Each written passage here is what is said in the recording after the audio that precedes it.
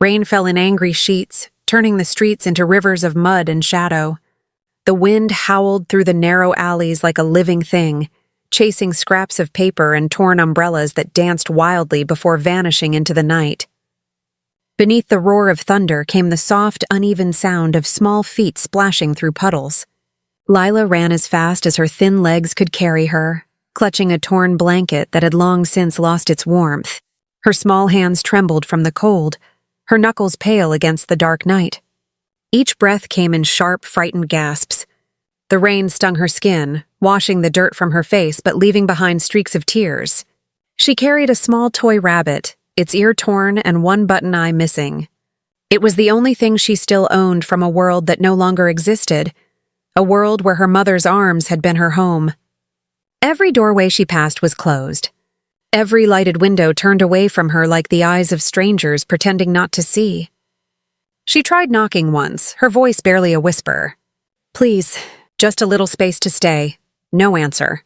Only the sound of rain against wood and the far-off hum of a city that had no room for a child like her.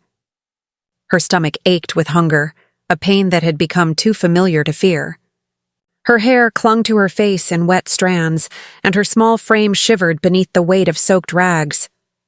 The world around her blurred, lights bleeding into each other through the curtain of rain.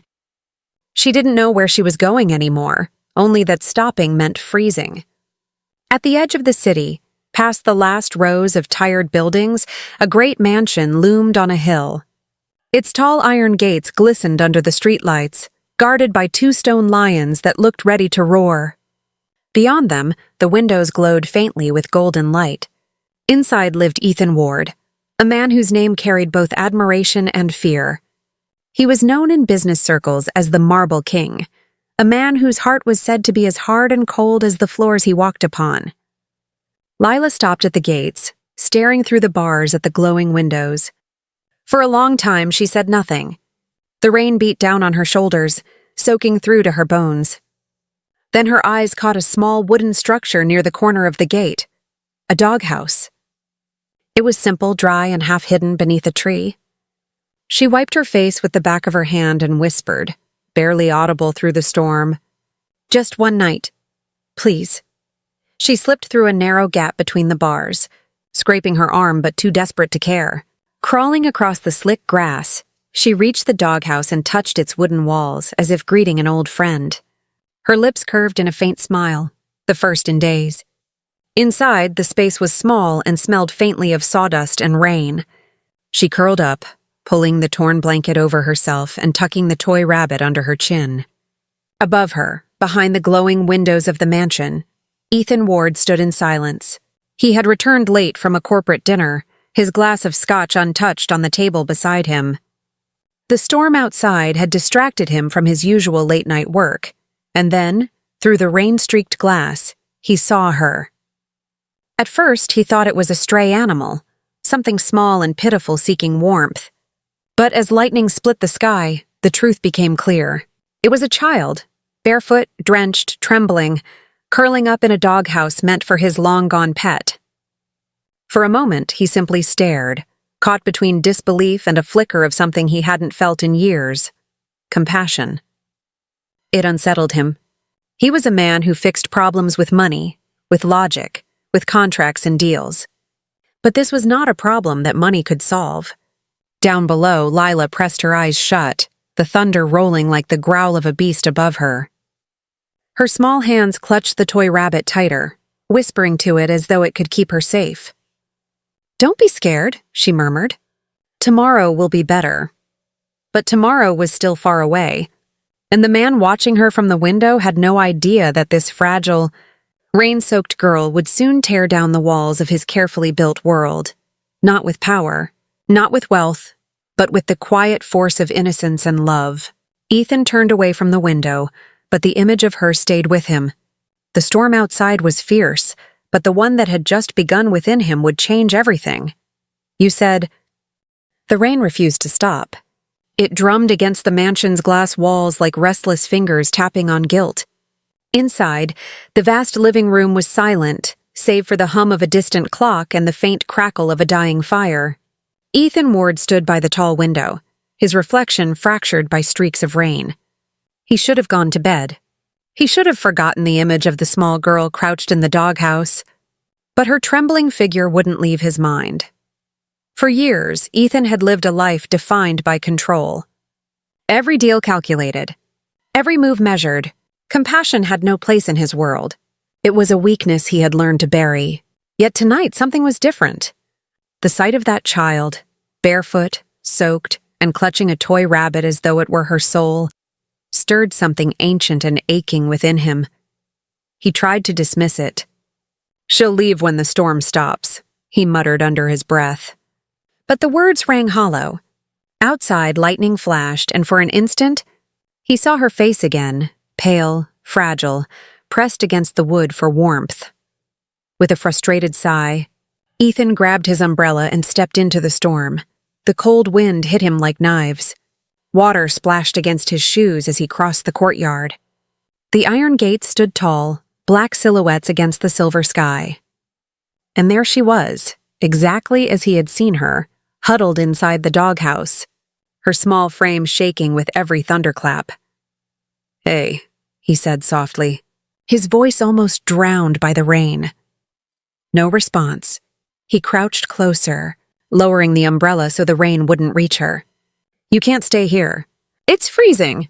Lila's eyes fluttered open. For a moment, she stared at him as if unsure whether he was real or a dream. Her lips trembled, and when she spoke, her voice was a thread of sound. "I'll be quiet." "I promise. I won't break anything." Ethan's throat tightened. She thought he'd come to chase her away. He tried to smile, but it came out strained. "You shouldn't be out here alone. Where are your parents?" The question hung in the air like a wound. Her gaze fell, and she whispered, "Gone." Ethan froze. The word carried too much pain for someone so small. He felt an ache he hadn't known since he was a boy standing outside his father's mansion, begging to be let in after being thrown out for breaking a vase. He had promised himself that night never to feel helpless again. Yet here he was, helpless in front of a child. "Come with me," he said finally. Lila hesitated. "I'll get the floor dirty." "That's fine," he replied, his tone firmer. "Marble can be cleaned," she blinked, uncertain if he was serious. But when he extended his hand, she took it, tiny fingers cold and fragile as glass. He wrapped the umbrella over her and led her toward the mansion. Inside, warmth wrapped around her like a blanket. The golden lights reflected off crystal chandeliers and polished floors, dazzling her eyes. She looked around in awe, every detail too grand, too perfect to belong to her world. "You live here?" she asked quietly. "Yes," Ethan said. "And tonight, so do you." She stopped walking. "Me?" "Yes." He gestured to the fireplace.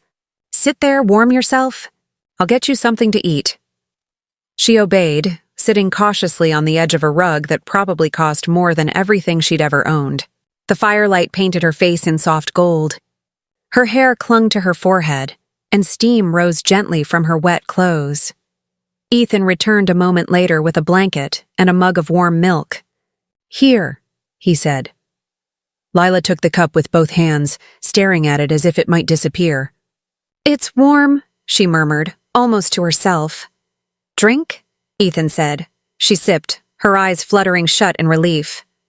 "It tastes safe." He didn't know what to say to that. So he sat opposite her, watching her drink in silence. Minutes passed before she whispered, "You're not like the others." He frowned. "The others?" "The ones who shout. The ones who hit.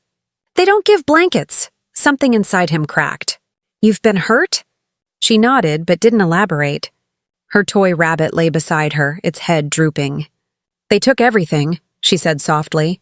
"Mama's locket. Our home. They said I had to beg to earn it back." Ethan's hands curled into fists. There was fury beneath his calm exterior, a slow, simmering rage at the cruelty of the world. "You won't have to beg anymore," he said quietly. Her gaze lifted to meet his. For a moment, she seemed to search his face for a lie. When she found none, a faint smile flickered across her lips. "Can I sleep here? Just for tonight?" He hesitated.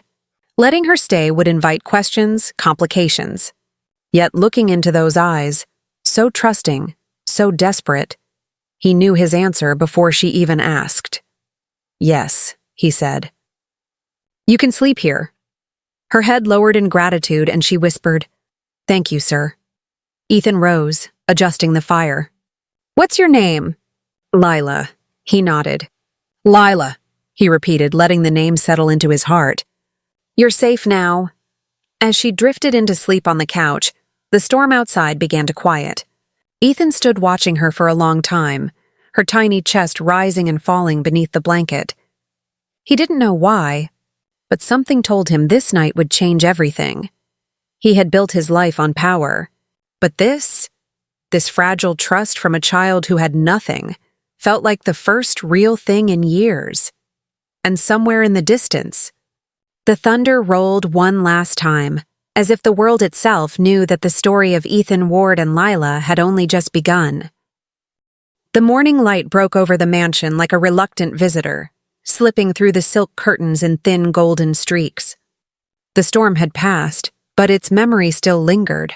Puddles shimmered like glass in the garden, and the air smelled of wet earth and sea salt. Inside, the fire had burned low, its embers glowing faintly in the quiet of dawn. Ethan Ward stood in the doorway of his grand living room, still in the same clothes he'd worn the night before. He hadn't slept. Not because he couldn't, but because every time he closed his eyes, he saw her. The girl. Lila. She lay curled up on the couch beneath a wool blanket, her small hand gripping the edge as if afraid someone might take it away. The toy rabbit rested beside her, half damp but safe. She slept deeply, her face soft and unguarded in the light, a face that did not belong to the marble and glass of this world. Ethan exhaled quietly and moved closer. A strand of her dark hair clung to her cheek. He resisted the urge to brush it away. He didn't understand why he cared. He told himself it was simple decency, the humane thing to do. Yet deep inside, something else stirred. Something dangerous. He poured himself a black coffee, standing by the window as the city of Monaco stirred to life beyond the hills. Chauffeurs would soon arrive, phones would ring, and the stock market would open. But none of that felt real this morning. What felt real was the faint sound of a child breathing in his living room. When Lila finally woke, she blinked in confusion, the ceiling above her too white, too high. For a moment, panic crossed her face. She sat up quickly, clutching the blanket to her chest. "It's all right," Ethan said softly from across the room. "You're safe." Her eyes darted toward him, wary and questioning. "Where am I?" "In my home," he replied. "You came in from the rain last night. You were freezing." Her small shoulders tensed. "I didn't mean to steal," she said quickly. "I didn't take anything, I swear." Ethan shook his head. "No one said you did." She bit her lip, studying him, unsure of his kindness. Then, with quiet embarrassment, she whispered, "I dreamed about my mama. She was calling me, but when I tried to run to her, the ground turned to water." Ethan felt a sting in his chest. "Dreams can be cruel that way," he said quietly. Lila tilted her head. "Do you dream too, sir?" He hesitated, looking down into his cup. "Not anymore." Silence settled between them, not awkward, but heavy, filled with unspoken things. Then, as if determined to break it, she glanced around the room. "It's so big here. Do you live alone?" "Yes. Why?" He almost smiled. "That's a very good question." "I think people get lonely when they have too many walls," she said innocently, tracing the marble with her small finger. Mama used to say that. Her words landed sharper than she knew. Ethan's jaw tightened. He turned away, masking the flood of memory that rose inside him. A memory of his own mother saying nearly the same thing before his father's rage silenced her forever. He didn't respond. Instead, he gestured toward the kitchen. "You must be hungry." Her eyes brightened, but she said nothing, following him cautiously. The kitchen gleamed, cold and sterile, more like a gallery than a place for warmth. Ethan hesitated before opening a cabinet and pulling out bread, butter, and honey. We'll keep it simple. Lila sat on the stool, her legs swinging above the floor. She watched every movement as if memorizing it. The way he spread butter, the way he placed the plate gently before her. When he poured milk into a glass, she whispered, "It's like magic." He frowned slightly. Magic? Having food and someone to talk to. Ethan's throat tightened. He didn't speak again until she finished eating. She tried to hide one slice of bread under her sleeve, and when he noticed, she froze like a cornered animal. "It's all right," he said gently. "You don't have to hide food here." Her eyes filled with shame. "It's just, sometimes they don't give me any." He reached across the table, his voice low and firm. "You'll never go hungry again. Not while you're here." She nodded slowly, unsure whether to believe him. As the day stretched on, Lila explored the mansion like a ghost afraid to wake its walls. Every painting, every glint of gold caught her wonder. Ethan followed from a distance, pretending to be busy on his phone. But in truth, he watched her every move, the curiosity, the small gasps of awe. She found the grand piano in the sitting room and pressed one key, startled by the echo. "It talks!" she exclaimed, making him smile for the first time in years. He stepped closer. "It sings, actually. Can you make it sing?" He hesitated, then sat down on the bench. His fingers hovered over the keys, stiff from years of disuse. Then, slowly, a melody filled the room. Soft, melancholic, familiar. It was a lullaby his mother had played when the world still made sense. Lila's eyes grew wide. "That's beautiful," she whispered. "Mama used to hum that when I was scared." Ethan froze mid-note. His hands trembled. "Your mother, she knew this song?" Lila nodded. She said it came from a man she once met. A kind man who played the piano in the rain. The air seemed to thin. Ethan's breath caught. That was impossible. That melody was his mother's, a tune she had never shared beyond the walls of their old home. And yet this girl, this stranger, knew it. He stood abruptly, the bench creaking behind him. "Lila, what was your mother's name?" "Maria," she said softly. Maria Lane. The name hit him like a blow. His coffee cup slipped from his hand, shattering on the marble. Maria Lane. He hadn't heard that name in nearly 20 years, not since the days before his empire, when he was just a struggling student in Florence, playing piano at night for tips, and loving a woman who vanished without goodbye. He looked at Lila, her dark hair, her faint dimple, the same eyes that had once looked at him from across a crowded cafe. The world tilted. "Sir?" she asked timidly, unaware of the storm she had just stirred inside him. Ethan forced a smile that didn't reach his eyes. "It's nothing," he said, turning away. But his hands were shaking and his mind was burning with a single, terrifying thought. Could it be? Could the girl sleeping on his couch be the daughter of the only woman he had ever loved and lost? The rain outside had stopped, but inside Ethan Ward's heart, a new storm had just begun. One that no wealth, no logic, and no power could control. The next morning began in deceptive calm. Sunlight dripped through the vast windows of Ethan Ward's mansion like liquid gold, spilling warmth over marble floors that had known only cold for years. Birds sang from the garden beyond the glass, their songs cutting through the stillness. Yet inside the house, peace was a fragile illusion, one that could shatter at any moment. Ethan hadn't slept again. He had spent the entire night in his study, pacing between the piano and the window like a man haunted by ghosts. Every time he closed his eyes, he saw her, Maria Lane. The woman he had loved when he was young and foolish, before the boardrooms and headlines had replaced laughter and dreams. They had met in Florence, under an awning during a storm much like the one that had brought Lila to his door. He remembered her smile, her quiet defiance, the way she would say, "Don't let rain stop the music." Then she had vanished without a word. And now, decades later, a child who knew her lullaby slept in his house. When Ethan emerged from the study, he found Lila sitting at the grand piano, her fingers brushing lightly over the ivory keys. The sound was hesitant but sweet. She looked up at him shyly. "I tried to remember your song from yesterday." He forced a smile. You remembered it well. Her eyes brightened at the praise, and for a brief second she looked like any ordinary child. Innocent, alive, unburdened. But the illusion broke as quickly as it came. Her stomach growled and she laughed awkwardly, hiding her face behind her hands. Ethan motioned toward the kitchen. Come, let's get breakfast before the piano complains too. She giggled, a sound so pure it startled him. As they ate, the doorbell rang, a sharp, unwelcome sound that sliced through the quiet. Ethan frowned. He wasn't expecting visitors.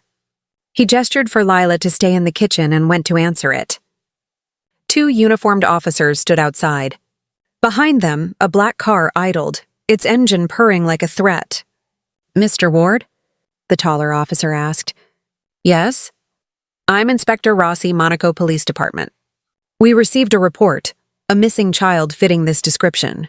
He held out a photograph. Ethan's blood turned to ice. It was Lila. The same small face, though dirtier, eyes duller. He hesitated before answering. Who filed the report? The inspector exchanged a look with his partner. 2 men. Claimed to be her guardians. Said she escaped from their care 3 nights ago. Ethan's jaw tightened. Guardians. He could already picture them. The kind of men who called cruelty protection and exploitation care. She's not their ward, Ethan said evenly. She told me they forced her to beg on the streets. The inspector sighed. Mr. Ward, if that's true, the courts will sort it out. But for now, we'll need to verify her custody. Ethan felt the old steel return to his voice. You can verify whatever you like, but she's not leaving with anyone until I'm certain she's safe. The inspector studied him for a long moment, then nodded slowly. We'll handle this carefully. I'll send a social worker to speak with her. When they left, Ethan stood for a long time by the door, his reflection staring back from the polished marble. He knew this was only the beginning. Back in the kitchen, Lila looked up anxiously. Who was that? Some men from the police, he said. They just wanted to make sure you're all right. Her eyes widened in fear. They found me? Ethan crouched beside her. No one will take you anywhere you don't want to go. I promise. She nodded, though her small hands shook as she gripped the edge of the chair. Later that day, a woman arrived, Clara Moretti, the social worker. She was in her mid-30s with kind eyes that seemed to read too much, and a tone that balanced authority with warmth. Ethan greeted her politely but guardedly. I've heard about your reputation, Mr. Ward, Clara said as she stepped inside. Most billionaires donate to charities. Not many take street children into their homes. Ethan's mouth twitched. I didn't plan to. The rain had other ideas. She smiled faintly at that, but her gaze softened when she saw Lila peeking from behind the doorway. Hello, sweetheart, Clara said gently. I'm here to make sure you're all right.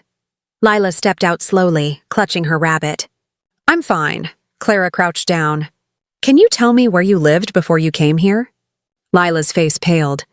Her voice dropped to a whisper. With them. Who are they? Her eyes darted to Ethan, then back to Clara. The men who hit. They made us beg. They said if I didn't make enough, they wouldn't let me eat. Clara's expression hardened, the professional calm momentarily slipping. Do you know their names? Lila shook her head. One had a scar. The other always wore a red coat. Ethan clenched his fists at his sides. Every word she spoke tightened the coil of anger in his chest. Clara rose. Mr. Ward, I believe her. But there's still a legal process. I'll file for temporary custody under your name until the investigation's done. I don't care about the process, Ethan said. Just make sure she's protected. You'll need to testify. I'll testify, he said without hesitation. When Clara left, the house felt different. Not quieter, but heavier. Lila sat on the couch, hugging her rabbit as though it could ward off memories. Ethan watched her, his heart a battlefield between rage and fear.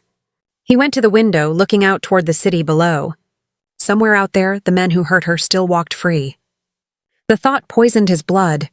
He picked up his phone and made a single call, to a private investigator he hadn't spoken to in years.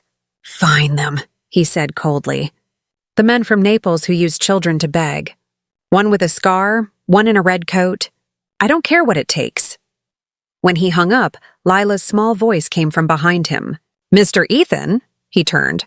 Are you mad? No, he said, forcing calm into his tone. Just thinking. She hesitated. You don't have to be scared for me. I'm not scared for you, Lila, he said softly. I'm scared of what I might do if they come near you again.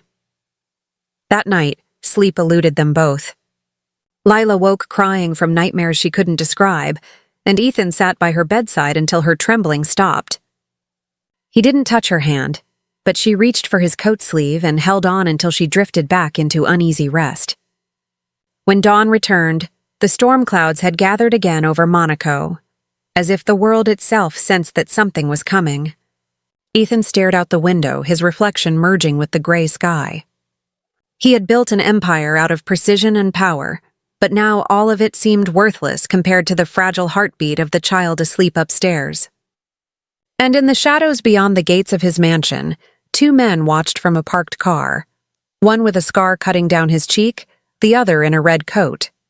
They had found her, and this time they wouldn't leave empty-handed. The storm was returning, not from the sky, but from the past Ethan thought he'd buried forever. The storm returned not with rain this time, but with footsteps, slow, heavy, unseen. By the 3rd night, Ethan Ward could feel it, an unease crawling beneath the surface of the quiet mansion.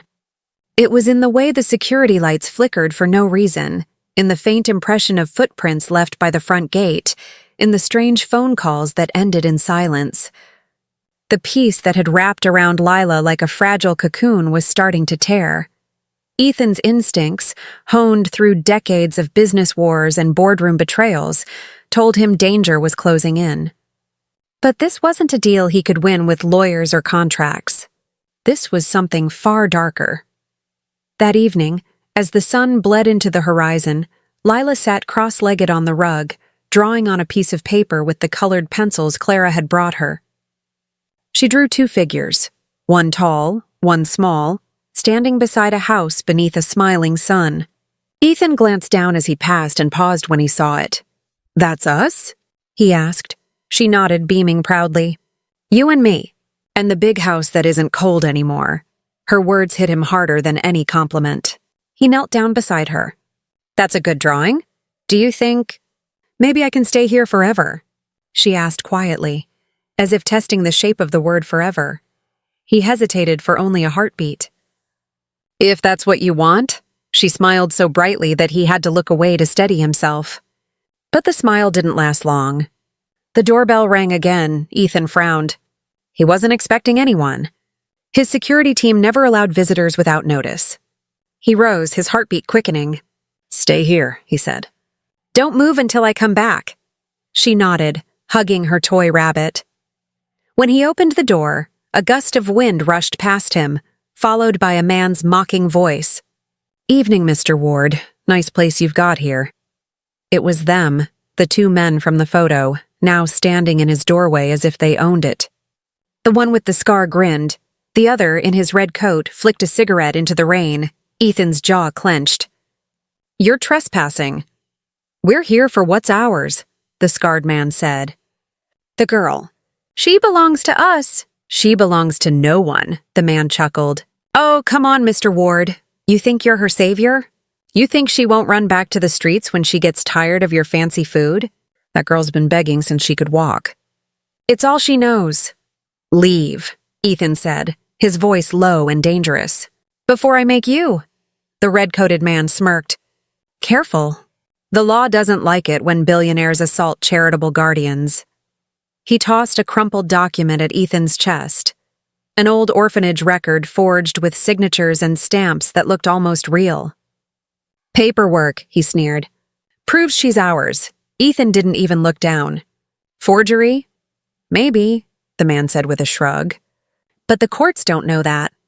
And they'll take our word over yours unless, of course, we come to an arrangement. The word slithered into the air like poison. Ethan's eyes narrowed. You're trying to blackmail me? Not blackmail. Compensation. 100,000 euros. You pay, we disappear. No police, no headlines, no messy court hearings. Think of it as charity. Ethan stepped closer, his expression unreadable. For a moment, the two men thought they had won, until they saw the flicker in his eyes. It wasn't fear. It was fury. Cold, controlled, surgical fury. I built an empire by tearing down men stronger than you, he said quietly. You have no idea what kind of mistake you've made coming here. The scarred man's grin faltered. We'll see about that. They turned and walked off toward the gate, but not before the red-coated man leaned close and whispered, You've got 48 hours. After that, you'll find her back where she belongs. Ethan slammed the door, his hands trembling, not from fear, but from the effort it took not to destroy everything in reach. He locked every door, checked every window, and called his head of security. No one gets in or out without my permission, he said. Double the guards. Install thermal scanners. I want this house on alert. Yes, sir, came the reply. When he returned to the living room, Lila was standing there, her toy rabbit clutched tightly. Her eyes were wide. Those men, she whispered. I heard them. Ethan knelt, placing his hands on her shoulders. You're safe here. They can't hurt you? Her chin quivered. They said bad things. They said I was worthless. Ethan's voice softened. They were wrong. You're not worthless. You're the bravest person I've ever met. She looked up at him then, and something in her gaze made his chest ache. Why are you helping me, Mr. Ethan? He opened his mouth, but no words came. Because he didn't know. Or maybe he did, and he was afraid to admit it. He looked at her, really looked at her. The dark curls, the faint dimple when she frowned, the small mole beneath her left eye. Every detail tore open an old wound. She looked too much like Maria. Later that night, as the house fell silent, Ethan sat in his study staring at a photograph from decades ago. A young woman with kind eyes standing beside him in Florence, laughing beneath an umbrella. Maria Lane. He pulled open his desk drawer and took out an envelope yellowed with age. Inside was a letter, her last one. He unfolded it with trembling hands. Ethan, if you ever find a little girl with my eyes, take care of her. I can't tell you why now, but she'll need you one day. Forgive me. The words blurred as his eyes filled. The letter was dated 10 years ago. 10 years ago. The same year Lila was born. He felt the ground tilt beneath him. Could it be true? Was Lila not just a girl fate had thrown at his doorstep, but his own daughter? A knock at the door pulled him back to the present. It was Clara, the social worker, arriving unexpectedly. Mr. Ward, I received an anonymous tip that Lila might be in danger. Is she here? He hesitated. She's safe. But they've found us. Clara's expression darkened. You need to get her out of Monaco. Tonight. Ethan looked toward the staircase where Lila slept, unaware of the storm closing in again. He nodded slowly. Where do we go? He asked. Somewhere they'll never look, Clara said. There's a safe house in the hills near Nice, but we have to leave before dawn. As Ethan began packing essentials, a light flickered outside the window, a car engine idling in the distance. Two silhouettes, watching. The men were back. Ethan's heart pounded. The clock ticked louder, the walls closing in. He turned off every light and whispered to Clara, Get her ready. Because now he knew, this wasn't about money anymore. It was about survival, and as he glanced one last time at Maria's letter, the truth hit him like lightning. He wasn't just fighting to save a child, he was fighting to save his daughter. Outside, thunder growled again. The night had returned to finish what the first storm had started. The sky over Monaco was a dark bruise, thick clouds rolling low, swallowing the moon. The storm was building again, but this time, it wasn't the kind that could be measured in rain or thunder. It was the kind that lived in men's hearts, the kind that could break everything. By 3 a.m, Ethan Ward's mansion was no longer a home. It was a fortress. Every light was dimmed, every door locked. The hum of security cameras filled the silence like ghosts whispering through the halls. Lila slept upstairs, unaware of the danger creeping closer with every passing hour. Her small frame was curled beneath the covers, her toy rabbit held tight against her chest. In the faint glow from the bedside lamp, she looked peaceful, like the storm outside had never existed. Ethan stood in the hallway outside her room, his eyes fixed on the window. Beyond the glass, headlights flickered on the distant road, too slow to be casual, too steady to be safe. He turned to Clara, who stood behind him in a heavy coat, her hair tied back, her expression grim. "They've found us again," she said quietly. "I know," Ethan replied. "We leave in 10 minutes. The car's ready. Where will you go?" "Somewhere far enough that their money and threats can't reach," Clara hesitated. "You can't just disappear, Ethan. The authorities need your testimony to shut them down for good." He looked at her, eyes sharp. "And if I stay, what happens to her? Another headline about a lost child? Another body they never find?" Clara lowered her gaze. "I'll help you. But if we do this, there's no going back." "I went past the point of no return the night she knocked on my gate," Ethan said, grabbing his coat. Downstairs, the mansion's silence cracked under the sound of engines. 2 cars pulled up at the gates, unmarked tinted windows. Security lights flared and a voice came over the intercom. "Sir, unknown vehicles approaching." Ethan's pulse spiked. "Get Lila," he ordered Clara. "Now!" She ran upstairs as Ethan strode to the front door. He opened a hidden drawer beneath the staircase, retrieving a small handgun he hadn't touched in years. It felt heavy, foreign, but his grip was steady. Outside, the red-coated man stepped from one of the cars, his grin illuminated by lightning. "Still playing hero, Ward?" he called out. "You really think you can hide her forever?" Ethan didn't answer. He motioned to the guards near the gate. "Hold your positions," he said into the radio. Then suddenly, darkness. The power cut out. The mansion plunged into shadow. "Backup generators!" Ethan barked, but before the lights could flicker on again, glass shattered in the west corridor. They were inside. "Clara!" he shouted. Upstairs, Lila awoke to the sound of footsteps and muffled voices. She sat up, heart pounding, clutching her rabbit. "Mr. Ethan?" she whispered. No answer. The door creaked. A beam of light sliced across the floor. "Come out, little one," a man's voice hissed. "Time to go home." Lila froze. It was the man with the scar.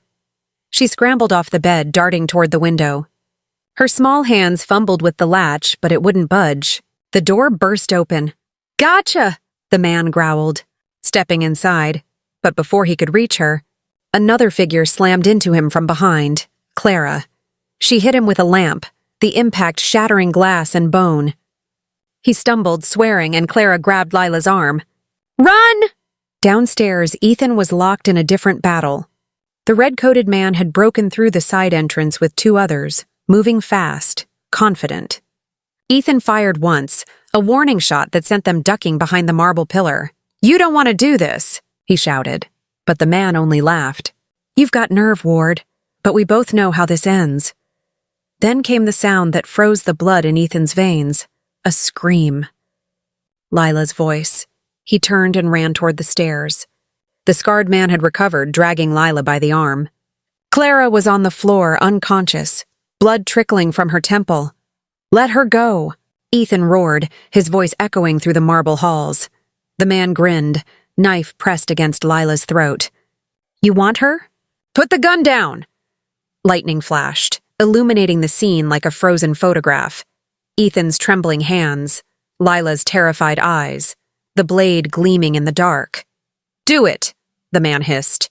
"Now." Ethan slowly lowered the gun. His voice was calm but dangerous.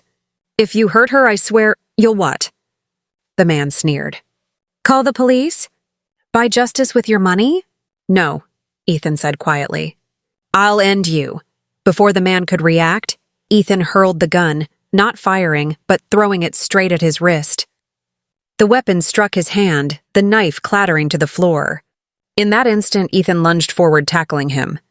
They crashed into the wall, the impact echoing like thunder. The fight was brutal, raw, desperate. Years of pent-up rage fueled Ethan's blows. The man swung back, landing a hard hit to Ethan's jaw, but Ethan barely flinched. He slammed the man against the wall again, the marble cracking. "Where were you planning to take her?" Ethan snarled. The man spat blood. "She's worth millions to the right buyer." "You should thank us. We were giving her a future." Ethan's vision went red. With one last punch, he sent the man collapsing to the floor. "Not anymore," he growled. He turned to Lila, who was crying silently, shaking from head to toe. Ethan knelt, cupping her face in trembling hands. "It's over," he whispered. "I've got you." Outside, sirens wailed. Clara had managed to trigger the panic alarm before fainting. Police cars screeched into the driveway, blue lights painting the wet walls. Officers swarmed in, taking the men into custody. Inspector Rossi approached, his expression grim but respectful. "You did the right thing, Ward, but this isn't over." "There's an entire ring behind them." Ethan nodded, his eyes never leaving Lila. "Then we'll bring them all down." Hours later, after the chaos had settled, the first light of dawn broke through the clouds. Lila sat on the steps of the mansion, wrapped in a blanket, her small fingers still gripping Ethan's sleeve. "Were you scared?" she asked softly. "Terrified," he admitted. "But you didn't run." He smiled faintly. "Neither did you." She rested her head against his arm. "Mama used to say the bravest people aren't the ones who fight. They're the ones who stay." Ethan looked out at the rising sun, the warmth breaking through after nights of darkness. For the first time in years, he felt it too. Not just the light, but peace. But deep inside, he knew the war wasn't finished. The men they caught were only pawns. Somewhere out there was someone bigger, someone who had orchestrated everything, and he was going to find them, because this time, Ethan Ward wasn't fighting for money or pride or redemption. He was fighting for family, and he would burn the world to protect it. The morning after the attack felt eerily calm, too calm, as if the storm had only paused to catch its breath. The mansion was filled with the low hum of police radios, the shuffle of forensic teams collecting evidence, and the faint scent of gunpowder lingering in the air. Broken glass sparkled like tears across the marble floors, a silent reminder that no amount of wealth could ever buy true safety. Ethan Ward stood near the grand staircase, his face bruised, his shirt still marked with the blood of last night's chaos. But he wasn't thinking about the fight. His eyes were fixed on the small figure sitting on the couch, Lila, wrapped in a blanket, clutching her rabbit, staring blankly into space. The spark in her eyes had dimmed. Clara Moretti, the social worker, stood beside Ethan, a bandage wrapped around her temple. "She's in shock," she said softly. "She hasn't spoken a word since the police left." Ethan's voice was rough. "She shouldn't have to live through any of this again." Clara nodded, then hesitated. "There's more, Ethan. The men we caught weren't acting alone. Rossi's team found encrypted files on their phones. Payments, locations, photos of other children. This was part of a larger network." Ethan's fists clenched. "Then we take it down. All of it. Be careful," Clara warned. "You're not a cop. Whoever runs this operation is powerful and ruthless." "I don't care who they are," he said coldly. "They came into my home. They threatened my daughter." Clara froze. "Your daughter?" Ethan looked at her, his eyes burning with a quiet certainty. "She is now." That night, as the mansion slept under heavy guard, Ethan sat in his study surrounded by files and old letters. One envelope lay open, Maria's final letter, the words that had torn his heart open all over again. "If you ever find a little girl with my eyes, take care of her." He looked over at Lila's photograph on his desk. The resemblance was undeniable. The eyes, the dimple, even the way she tilted her head when she thought. The truth was no longer a question. But if Lila was truly his daughter, that meant her mother had been part of something darker. Ethan's computer pinged. A message from his investigator flashed on the screen. Subject, Maria Lane, connection found. He opened the file. Dozens of scanned documents appeared, immigration papers, orphanage reports, and one chilling photograph, Maria, standing beside a man in a gray suit. The caption read, "Antonio Vega, founder of the Children's Welfare Network." Ethan's stomach turned. He knew that name. Vega was no philanthropist. He was a billionaire in Spain, known for funding charitable orphan programs across Europe, programs that, rumor had it, were fronts for trafficking and illegal adoptions. The report continued. Maria Lane worked for Vega briefly before disappearing in a fire that destroyed one of his facilities 10 years ago. The same fire that supposedly killed her daughter. Ethan leaned back, his mind spinning. Maria hadn't abandoned him. She'd been running from Vega, and now, somehow, Vega's men had found Lila. He looked out the window toward the city below. The streets shimmered under rain-soaked lights, beautiful and cruel. "You wanted a fight," he muttered. "You'll get one." By morning, Ethan had already made his move.